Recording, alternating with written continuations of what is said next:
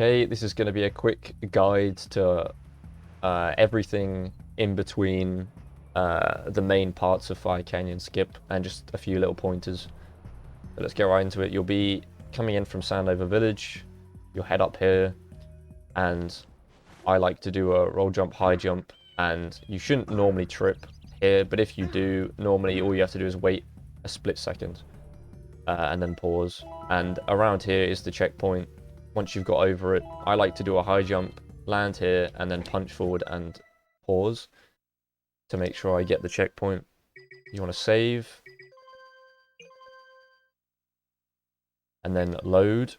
Now, we're going to be doing 3-frame hops, and I will put a video in the description helping you with 3-frame hops. But very quickly, if you are failing these 3-frame hops, it's quite likely that you're failing the first one. The first one is the hardest one, because you have to jump before the black screen ends. Just before the black screen ends, you need to jump. And that's the hardest part. The rest of them, you have a visual cue. You can see when Jack's about to hit the floor. They're a lot easier, but the first one is the hardest one. So if you're doing the jumps and then you make it to here and then you bounce back onto the solid ground, it's probably because you failed the first one. You also don't want to space out your jumps too much, because if you space out your double jumps too much, then you will hit this part right here. As you can see, it's a lot closer than you think. You want to land about here for your last jump, and all you need to do is a double jump. You don't need a double jump spin. Okay, let me just do it from a load. You don't need a double jump spin, you don't need a ground pound, you don't need anything special. I'm not sure that would work anyway.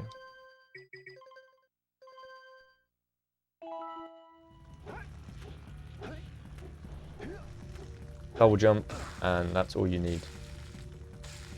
Now, once you're into the bouncing state, you need to turn yourself around, because Jack travels faster when he's moving. And this is him moving forwards, and it's not as fast as him moving backwards, like this. He also accelerates faster moving backwards as well. So we need to turn him around while we have more control over Jack. And the 2 ways you can do this are, the first one is you can spin and hold the stick in the direction you want Jack to face. So I'm holding the stick to the bottom right while I'm spinning, and that turns him around. Usually you can get this done in 2 spins. You can do 3 if you want to be safe. And you want Jack to be facing... Some people have him face more or less directly at the camera. I have him facing a little bit to the right, like that.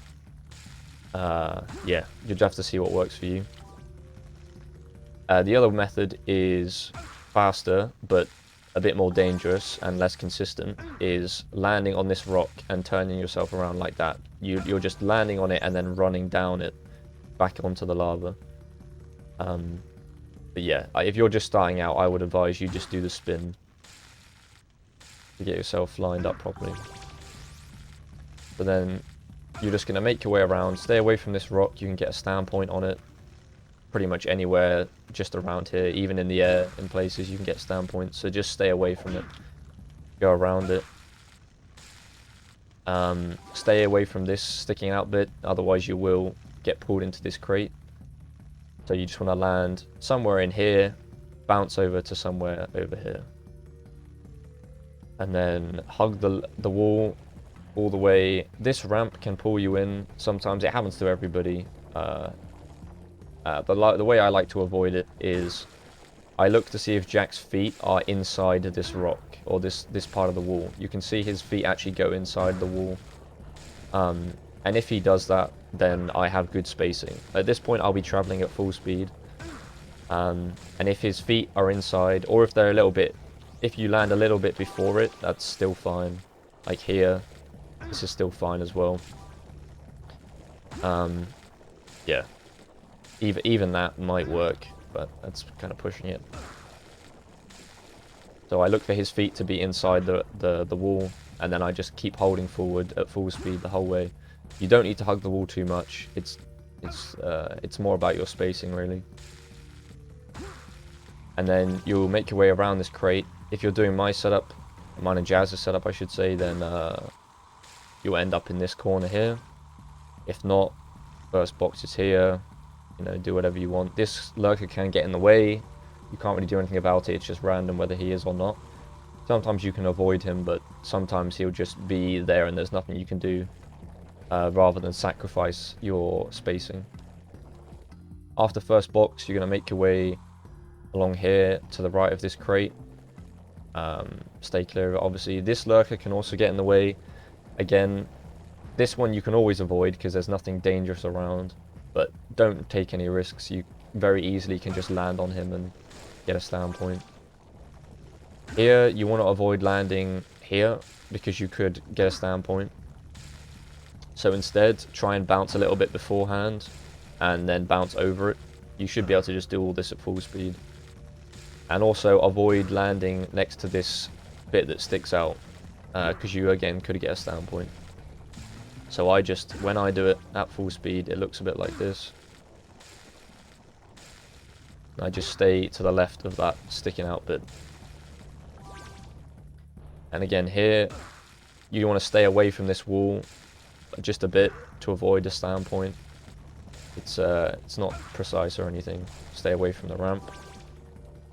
Around the right hand side here of all these things. Stay away from this. It could give you a stand point as well.